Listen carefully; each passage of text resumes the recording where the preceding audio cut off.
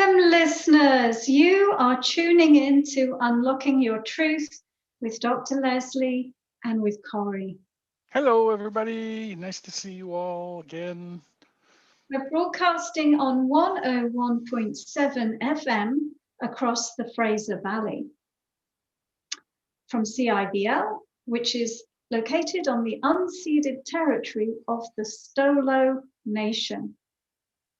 Unlocking Your Truth is a talk show about metaphysics and spirituality, and we broadcast every Tuesday at 7 o'clock Pacific time. And you, if you're a real fan of the show, you can join our Awaken Your Psychic Abilities Facebook group and watch the live stream every Tuesday at 7 in advance of when it broadcasts on air. And that's now. That's now. And you can also do the same thing by subscribing to my YouTube channel. You can also watch it live there. And if you're new to the show, we've been broadcasting Unlocking Your Truth for almost 5 years. And so you can go to, if you enjoy the show, if you enjoy listening to the show this evening and you want to check out the previous episodes, you can go to drlesliephillips.com, where you will find probably close to 300 back episodes of Unlocking Your Truth, all talking about the things we love, which are psychic abilities. Yeah. Yes, healing. So, Dr. Leslie, wait, before you go, I was told that I wasn't very funny the past 2 weeks, so I have a joke. Okay, what's your joke? What kind of hot dog did Buddha want? A bodhisattva. No, I don't know. One with everything. One with everything. That is a good joke. That is a good joke, isn't it? It is. I hope the person who accused you of not being very funny is listening. So they get to hear that joke. Well, listeners, this year on Unlocking Your Truth, for the last 6 months of the year, we've been doing a series on intuition and chakras. Intuition and chakras. And so we've got probably over 22 episodes. We're nearing the end of it because it's getting close to December, but each one is on a different psychic ability and what chakra or chakras that psychic ability is channeled through. So if you're only catching this series now, you're at the tail end of it, and you can catch up on the previous episodes. If you're a member of the Facebook group, you can scroll back on the timeline, or you can go to drlesliephillips.com/category podcasts. And this series is in celebration of my new book that came out this year, published by Llewellyn. And the book is called Intuition and Chakras. And it takes you on a journey through your energy system. So everybody hold up their book. Through your chakras and your psychic abilities, and helps you start to gain an understanding of your unique psychic ability blueprint and how it relates to your life purpose, as well as giving you energy techniques that you can use to heal yourself and to activate and actively use your psychic gifts. And so, in a way, we might say our series this year has been a little bit like an informal book club. And anyway, tonight's episode is healing, which is a big subject. And we will attempt to distill it down to its essential elements. And from the perspective of how I'm talking about gifts, intuitive gifts in the book, this one relates actually to multiple chakras. So a healer is predominantly using their first chakra to be grounded, to connect to physical reality and the physical world. The first chakra is the energy center that contains information about survival of the physical body and health and healing of the physical body and all of the cellular structure and systems within the body. So, of course, any healer is operating from their first chakra when they're doing their healing work. But it also relates to the 6th chakra and the 7th chakra. So a healer can be tuning in intuitively and observing what's going on within the subject of their healing. So a healer using their 6th chakra may be able to see the energy of their healee, to see their chakras, to see their auric field, to see their meridians or their nadis and the energy flow through the system, and even through the lens of medical intuition, be looking at the physical organs and the cells themselves. And then through their crown chakra, their 7th chakra, knowing about the situation, knowing what needs to be done to correct the situation. And then finally, the hand chakras. So your hand chakras have to do with manifestation. And when you think about it, healing is a form of manifestation. As well, your healing energy flows down your arms and out through the chakras in the palms of your hands. Your hand chakras allow you to feel and sense energy, as well as channeling energy into a person that you might be healing. And you can channel neutral healing energies in order to offer a healing. You don't have to use your own energy. In fact, it's better that you don't use your own energy. So healing involves multiple chakras working synergistically together in order for the healer to be able to know what they're doing, see what they're doing, connect with the physicality of the situation and channel energy through their intentions, and through, if it's an in-person healing, moving around the system of the healing. So now healing it seems like it's a huge field, doesn't it? There's so many healing modalities that you can come across. Whether it's Reiki or healing touch or body talk or there's so many different healing modalities. But ultimately, it boils down to the same ingredients, the same elements, whatever framework you're choosing to deliver healing through. Ultimately, your work, there's energy in electromagnetic energy in a particular configuration, and that particular configuration is not in alignment with the highest and greatest good of the individual that you're healing, and then you're using some way of shifting and changing and transforming the energy into a more positive configuration. So the general principles would be, well, the energy needs to be in flow. It needs to be moving for a person to be healthy. And so all healing involves change. It involves changing from an out of alignment state into an in alignment state, clearing a block so that the energy is going to flow easily and effortlessly. And really, no matter what healing modality you are choosing to do, that's what's happening. And so I myself don't necessarily use any healing modality with any label whatsoever. I basically deal in the moment. Somebody shows up and says they want a healing, and I'm working with my chakra system and my psychic abilities to observe their energy and manipulate their energy in the moment with what needs to be done in the moment to help them and assist them.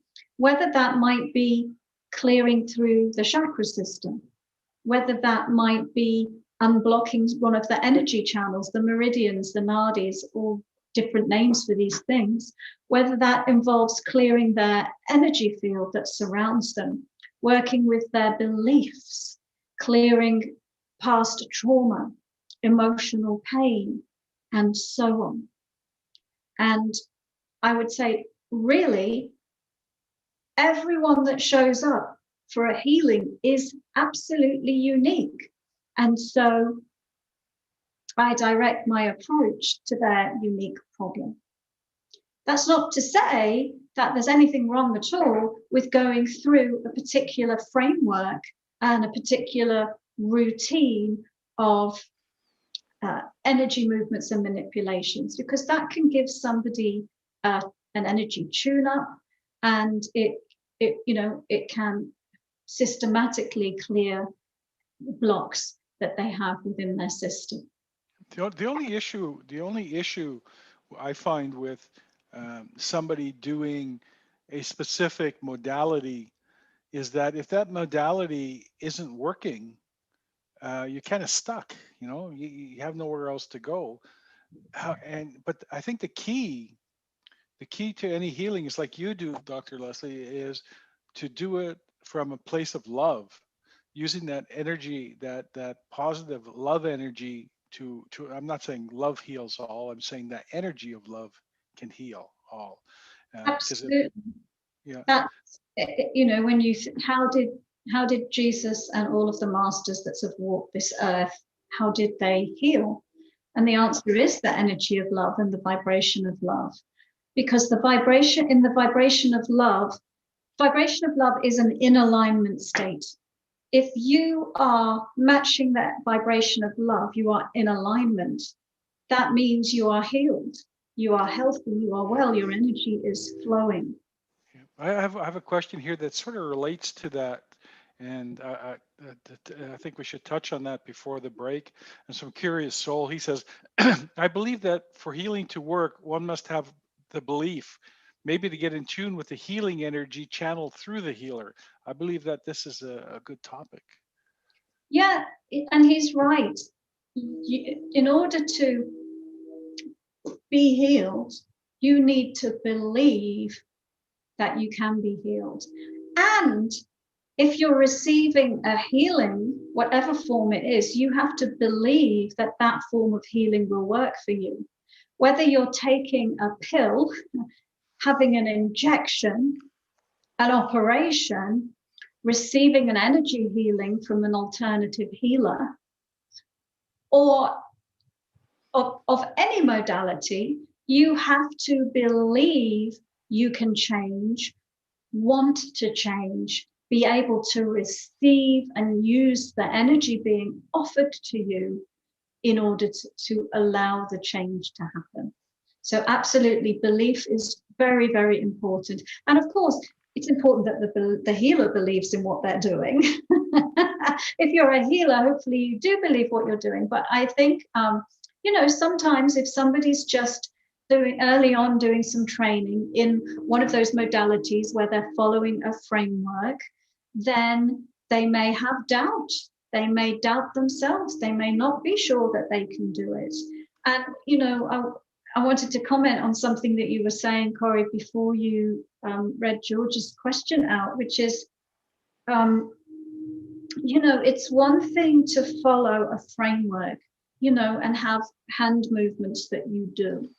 It's a whole other thing to truly be able to sense the energy, see the energy, know what's going on energetically, be working with healing guides and communicating with your healing guides while you are doing the healing.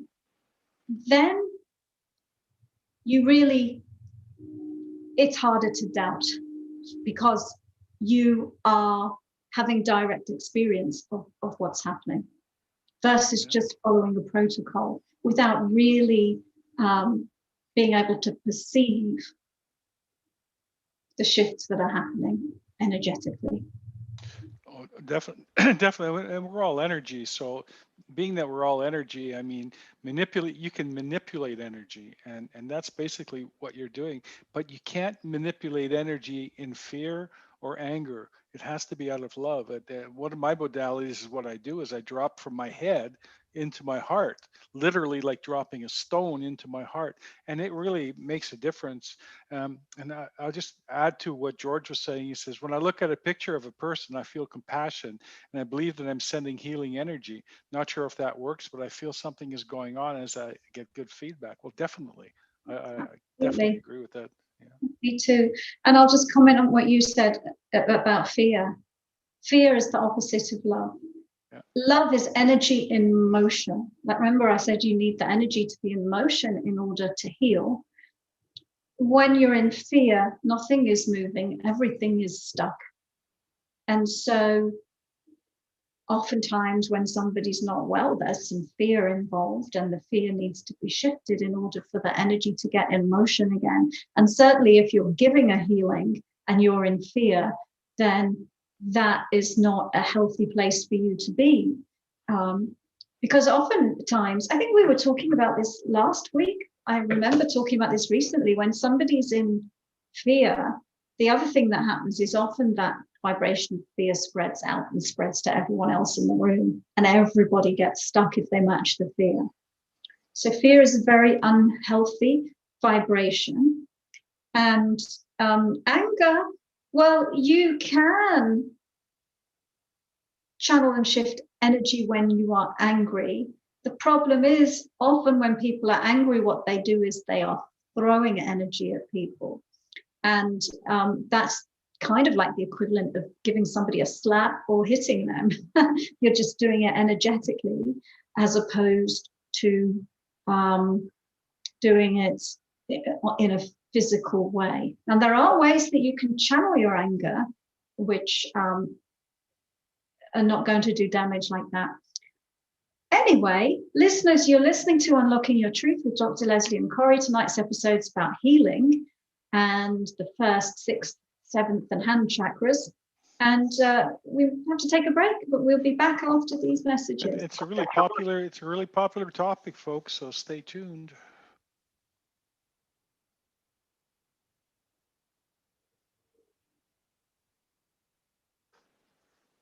Welcome back, listeners. You are tuning in to Unlocking Your Truth with Dr. Leslie and with Corey. Hello again. Yay. And tonight's episode is about healing, and it's part of our Intuition and Chakras series in celebration of my new book, Intuition and Chakras. In the book, we talk about 22 psychic abilities and what chakras are involved with each of those 22 psychic abilities. So we've done a whole series on this, and we're nearing the end of the series, but tonight is about healing. And the last chapter where we're talking about the psychic abilities in the book, we're talking about abilities which are channeled through multiple chakras, and healing is like that. So in the first part of the show, we were talking about how in healing, we're actually drawing from information within the first chakra, because that relates to physical reality. It relates to, the first chakra's got information about survival in a human body and how to keep the human body healthy, and the innate and intrinsic information about that. Also, the hand chakras, which is where you can channel healing energy through, and the sixth and seventh chakras, which allow you to see energy and to know what needs to be done in a healing. And, I usually read a passage from my book, don't I, Corey, in these episodes that we're doing. So I guess I should perhaps do that. And so We have a lot of questions, so folks, just keep tight. We will be getting to your questions. I'll choose a short passage. Yeah. All right. There's always a section introducing the psychic ability, and then another another section where I share some personal anecdotes about my experiences. And then there's a passage which relates to you and how to know if you've got this ability. So that's the one that I'll read. And then there's some case studies, people I know and people I've worked with after that. So, discovering if you are a healer. Here are some signs that you are a natural born healer. The idea of being a healer excites you and you are attracted to alternative healing modalities. Maybe you imagine being a doctor or a nurse when you were a child. You think a lot about how you can help others and care more about making a meaningful contribution than anything else. You immediately rush to comfort people in distress or visualize healing energies when you pass the scene of an accident, just like what George was talking about. When someone close has a minor hurt, you place your hands on the area and rub it better. You can sense energy with your hands, or you feel energy flowing in out through the palms of your hands.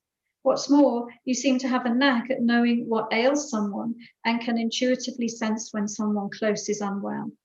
Some other tendencies can include feeling responsible to raise the spirits of everyone involved when a situation feels uncomfortable, feeling angry at injustice and unfairness, or being a magnet for people seeking support and having a tendency to take on everyone else's problems, and also putting their needs above your own. Healers can be really good also at looking after plants and pets as well.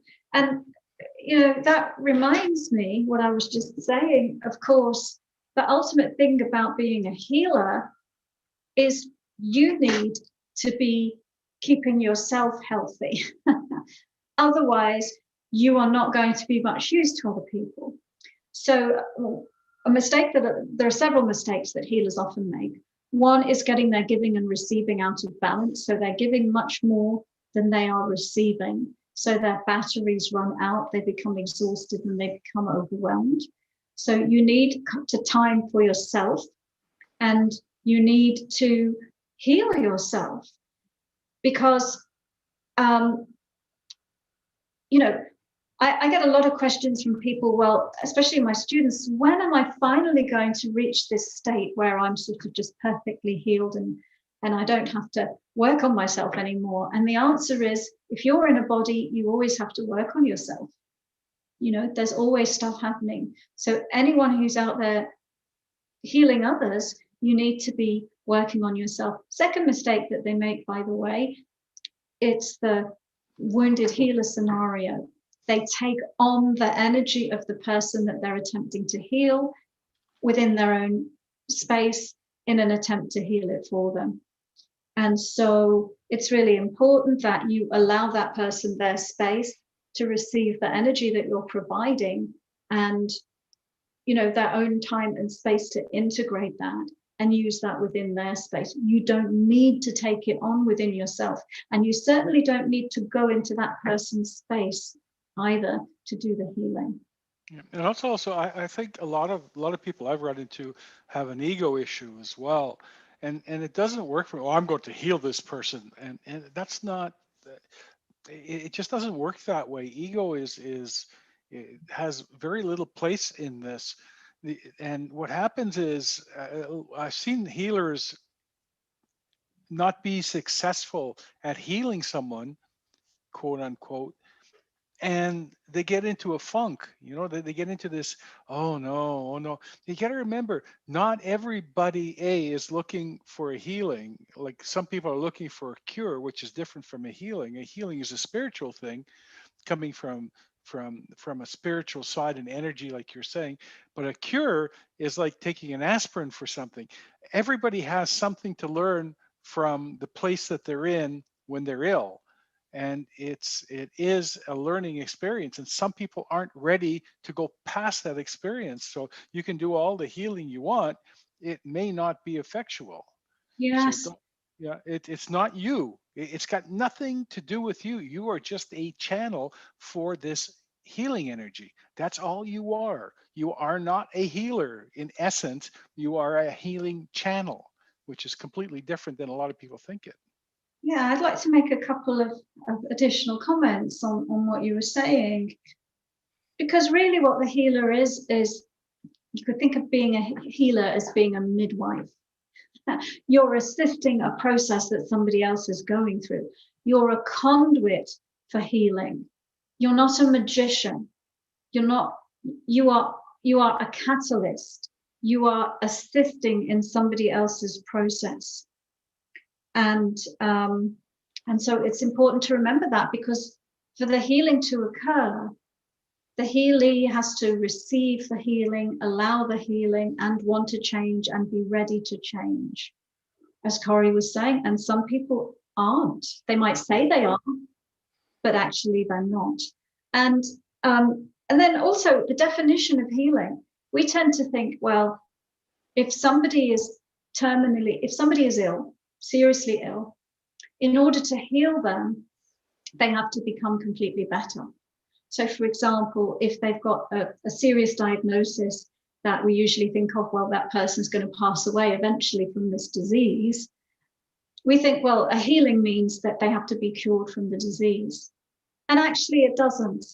You know, there are many people who are going through the death and dying process that are making tremendous transformations and changes as spirit as they go through that process. And they still die at the end of it.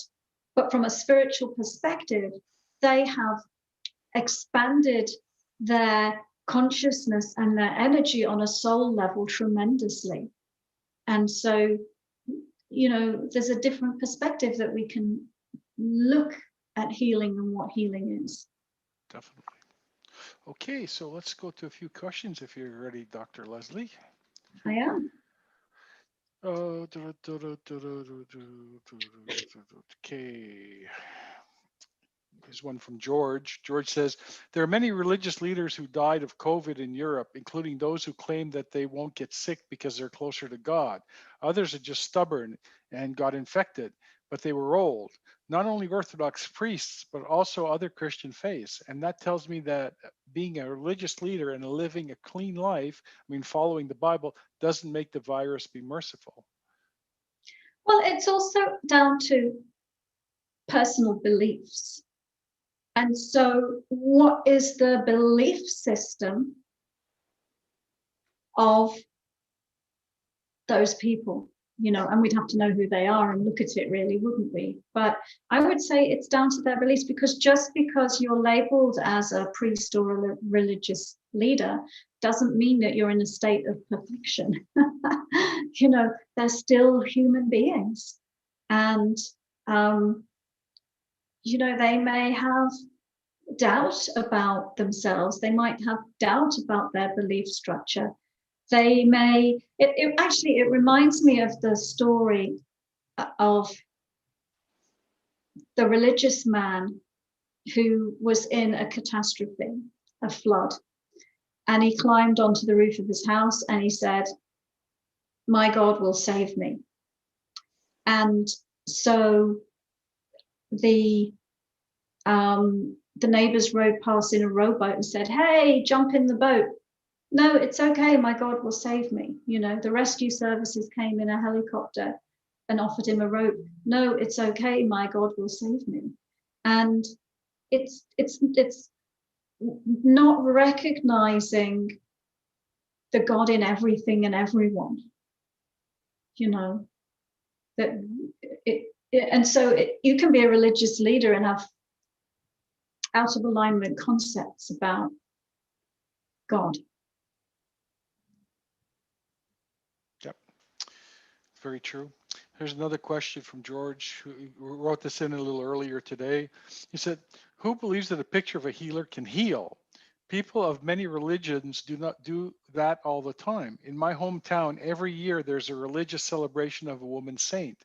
Thousands of people gather and line up to touch the remains of that woman, waiting for days and nights outside. Anyone curious to test this theory about healing pictures? Start with a small headache or similar and set the mind to fully believe that the picture of a healer can take away pain. It has to be a real picture, not what people imagine after thousands of years, maybe a more recent healer picture. Also, the belief has to be 100%, no doubt. Generally, the healing effects are not immediate. It takes a day to see an effect. I would love to test this, but I can't get sick right now unless I hit myself with a hammer. But that would really wreck my holidays. It's just thanks for your feedback. Well, I mean, really, in one sense, that's a great example of how beliefs can heal. How can a photograph of somebody heal you? Two answers to this. One is that you just believe it will. You believe it will, just like the placebo effect, or it's your permission slip to make the transformation that you're looking for. You know, I might believe I should take a pill and it will heal me, and someone else might believe I should look at this photograph and it will heal me. The other answer to that question, because it is common in certain spiritual belief systems, you know, even in Christianity, you know, for Catholics to have an image of the Virgin Mary or an image of Jesus, or in the Hindu tradition or other traditions, images of their saints and their gods. And, you know, how it's used in those practices is as a kind of a portal to make a connection with that being. And so in a way, the image makes it more tangible for somebody who has a body focus to feel that they are connecting with that higher being, that ascended master, that master teacher, that guru, and so on. It's not necessary to have a picture at all. So you can connect with Jesus, Buddha, Muhammad, Mother Teresa, Mary, Kuan Yin, you name it, without any paraphernalia and without any image whatsoever. You can simply close your eyes and ask to connect and communicate and receive a healing from them. For some people, that would be difficult and would be intangible. And so having a photograph helps them make the connection, helps them connect the dots. Yeah, you got to remember that everything that heals is within you. You're the energy ball that people are manipulating. It can either come from outside of you or inside of you. So, I mean, like when you cut your hand, somebody doesn't have to come by and fix it. You fix it yourself. Your body heals it. It fixes the closes the wound. It heals the scar. Well, not necessarily the scar, but it heals the issue, right? You're right. Your body has its own innate healing capability. Your body has programming within it in order to heal any out of alignment state that it may get itself into. And what stops it doing so is you overlaying limiting beliefs, negative thoughts, low vibration emotions, and so on. So we have a question from Andarini, and Andarini says, how do you measure the healing? So that's an interesting question, isn't it? I thought it was. So in science and medicine, we measure it all the time, don't we? So they give somebody a chemotherapy treatment, and then they do a CAT scan and they measure the size of the tumor, and they say the tumor's got larger, the healing's not working, the tumor's got smaller, it is working, and so on. Or somebody's symptoms have disappeared. So for example, somebody has a headache. Well, you could take an aspirin or a Tylenol or an ibuprofen, and then you would say, well, my headache's gone. Or you could go and see an energy healer, and the energy healer could work with the energy flow within your head, and you will know if you feel better. That's a defined shift. I had pain, I no longer have pain. Or I felt anxiety, I no longer feel anxiety.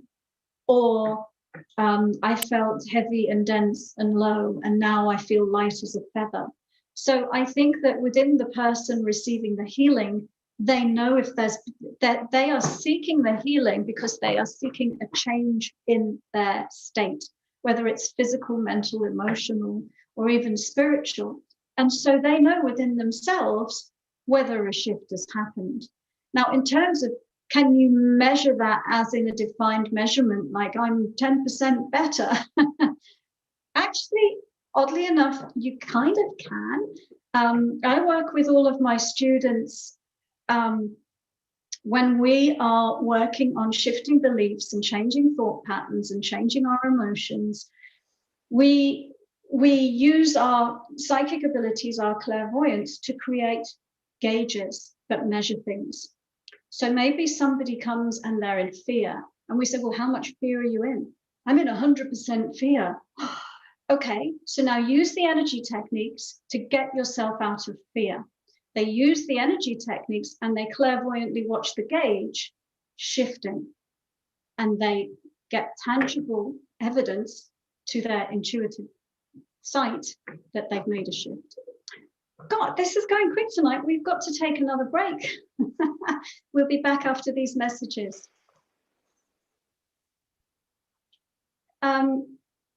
Before we come back, Corey, there was two questions from Bislava. Yep, I've got them. Oh, great, because I said we'd answer them. Yeah, we'll answer them. I just want to stay on the run a little bit here for now and go from there. Okay. Welcome back, listeners. You're tuning in to Unlocking Your Truth with Dr. Leslie and Corey. Oh, and Unlocking Your Truth is a talk show about metaphysics and spirituality. And tonight, our episode is all about healing. And we're at that time in the show where we answer your questions. Yeah.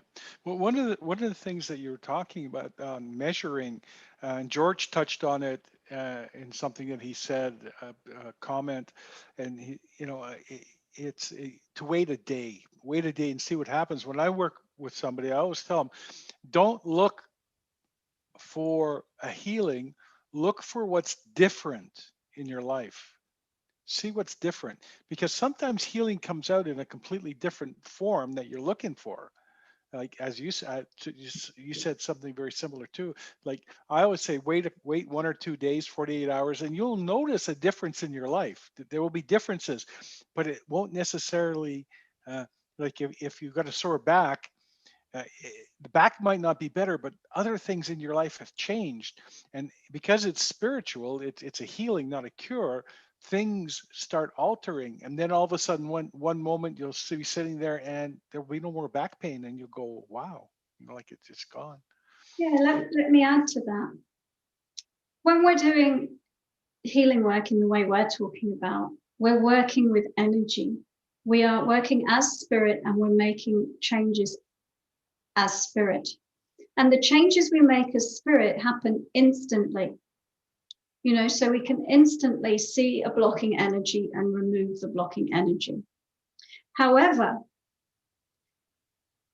the body operates in time and space. The spirit doesn't operate in time and space, but the body does. So when you make a change as spirit energetically within the body needs time and space to adjust, to integrate, and to catch up with what you did as spirit.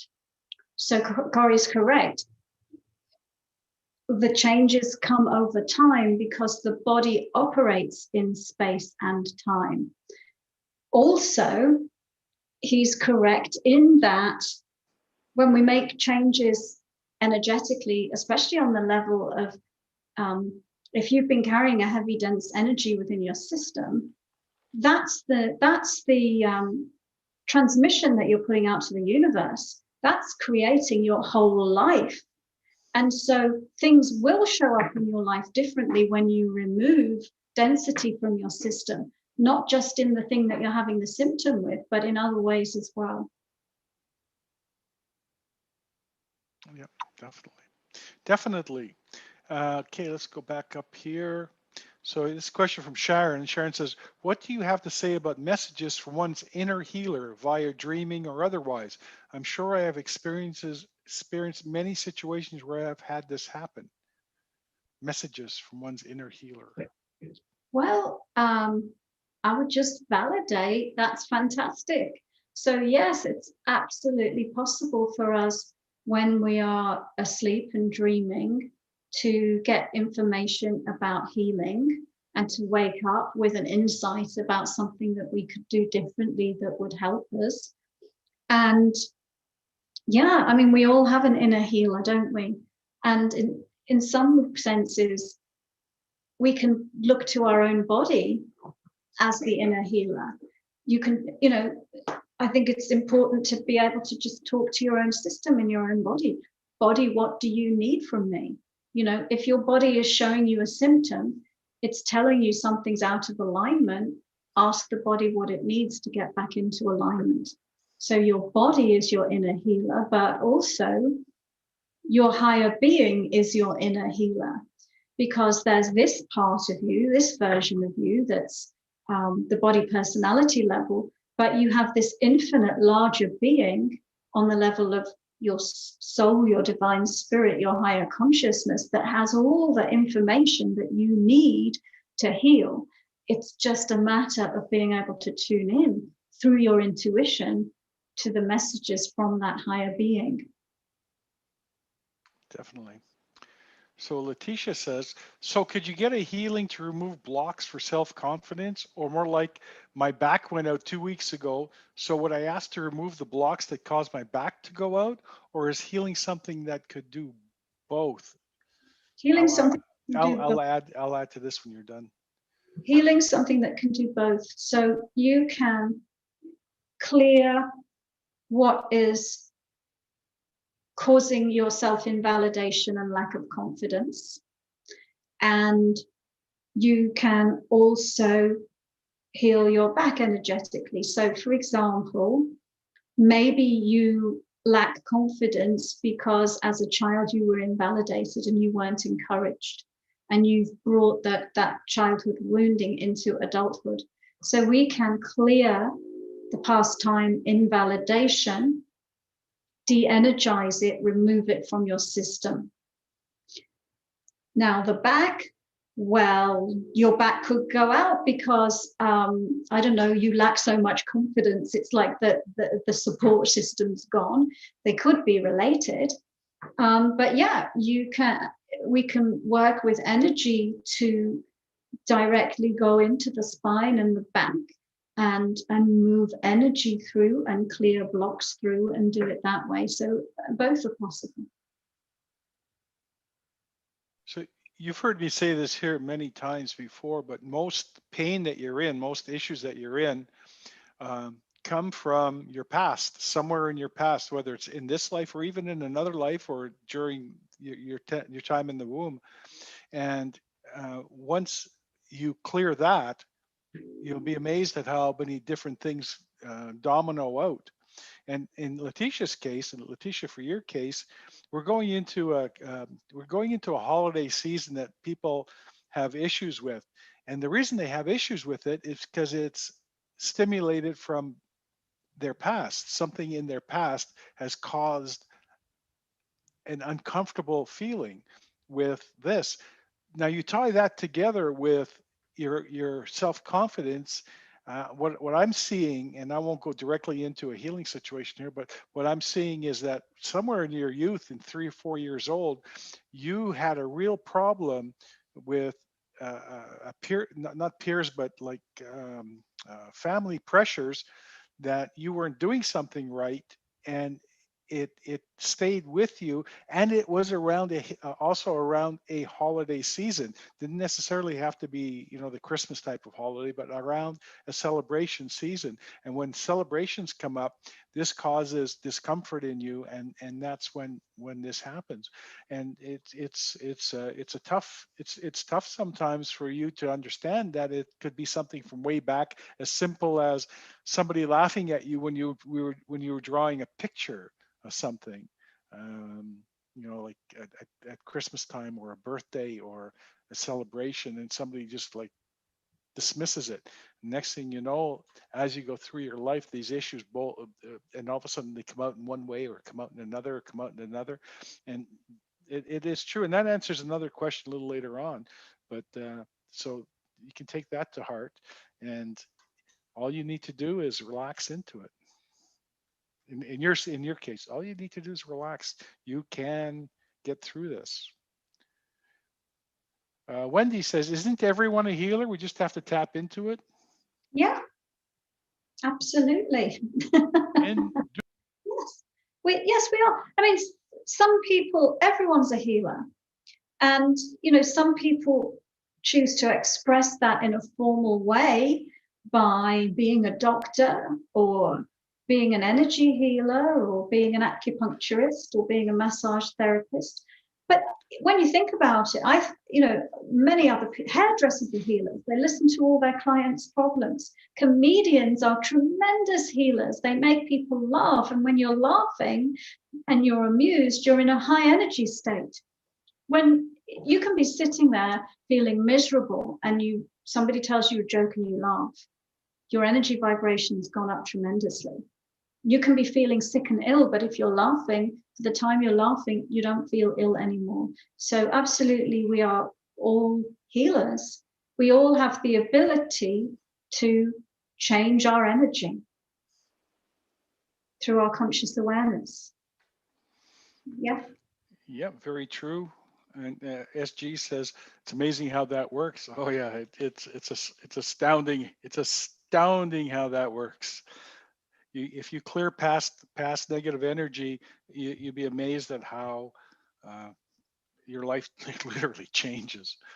And so, and Nate's questions along this lines as well.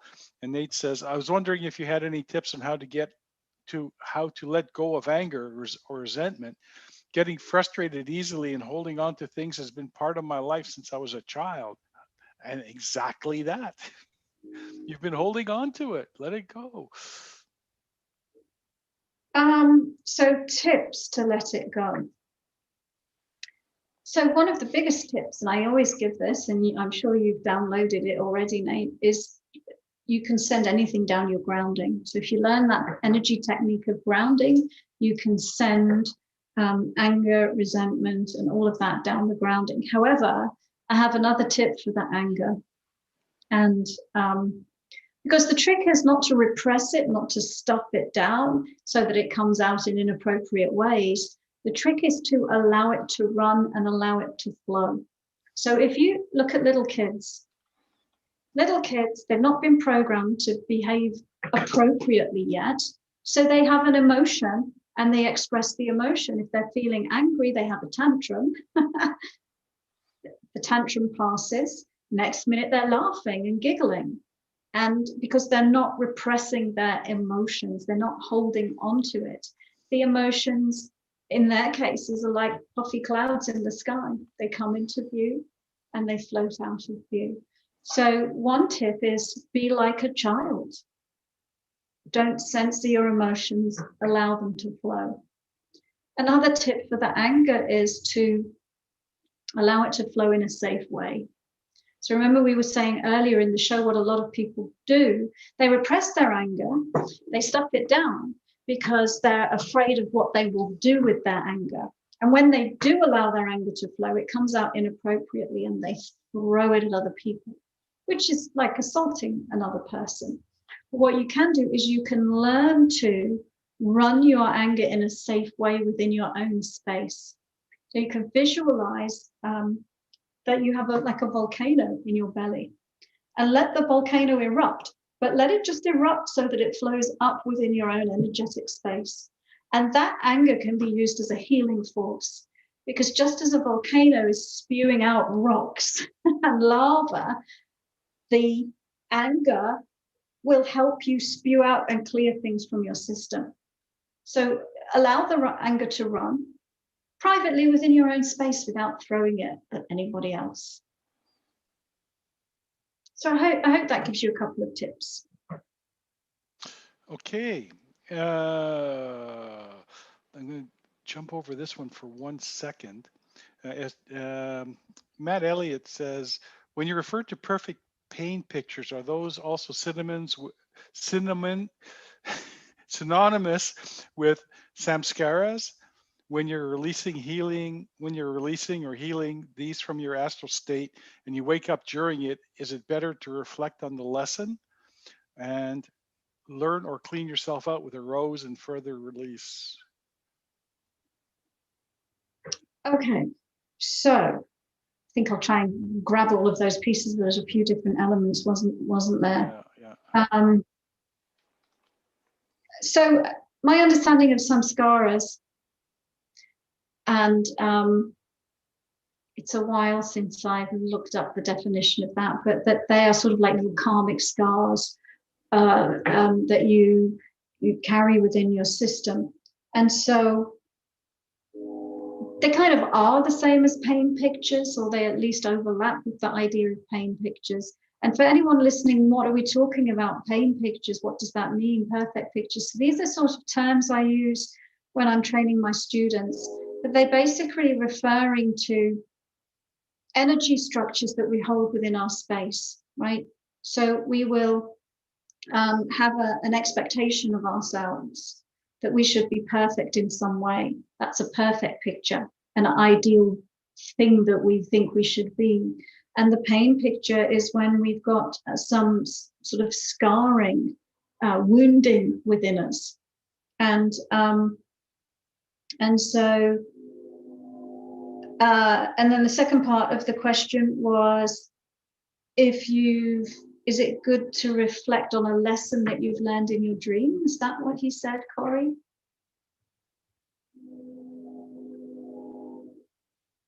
You're muted, so I can't hear you. When you're referring to perfect pain, okay, when you're releasing / healing these from your astral state and you wake up during it, is it better to reflect on the lesson?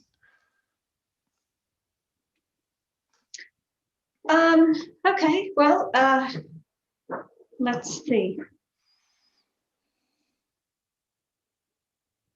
I mean, I think that you could reflect on it, you could meditate on it, you could equally, clean it out from your third chakra and know that you're just going to integrate whatever it is that you need to integrate. And I know that's a short question, but answer.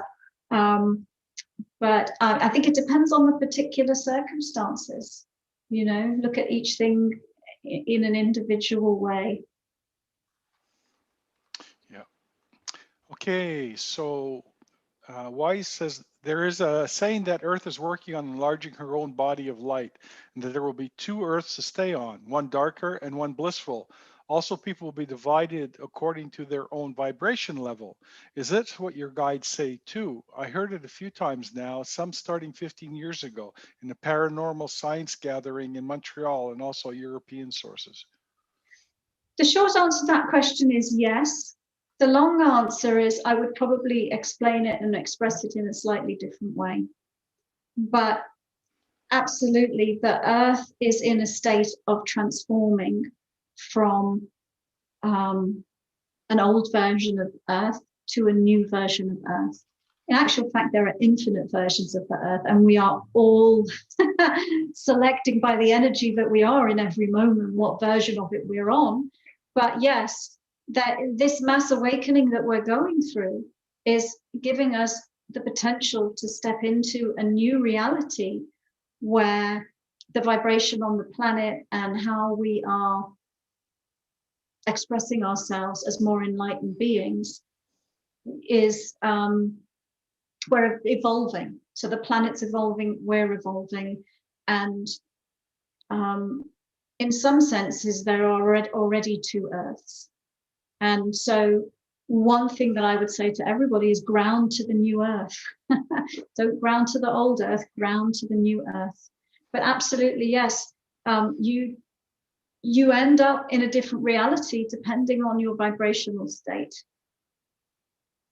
Okay, we have time for one more question, Dr. Leslie.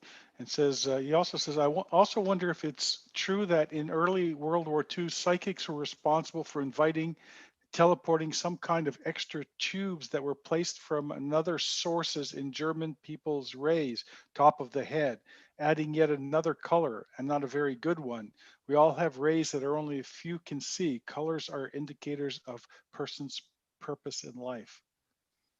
In World War II, and since then, there were definitely government agencies that employed psychics to work energetically in malevolent ways to manipulate people. And so that particular example that you gave me, I haven't heard of that before, but that idea is of a group of psychics manipulating people in order to win the war, then absolutely yes, that went on. But I would also say that anyone that is on the receiving end of that is not an innocent victim and is quite capable through their own awareness to clear that foreign energy out of their space. Okay. So it relies on the people being unaware that that's happened to them, or relies on them not knowing what to do about it. And that's it, Dr. Leslie. We have to go bye-bye. Well, thank you so much, everybody, for tuning in to Unlocking Your Truth. And that was a very speedy show. And next week, I think we're talking about telekinesis next week, aren't we, Corey? I think so. So stay tuned next Tuesday at 7 for another exciting episode of Unlocking Your Truth. Okay, if you say so, Dr. Leslie. I do. Everyone's sending me hearts on Facebook, so it must be. Oh, that's great.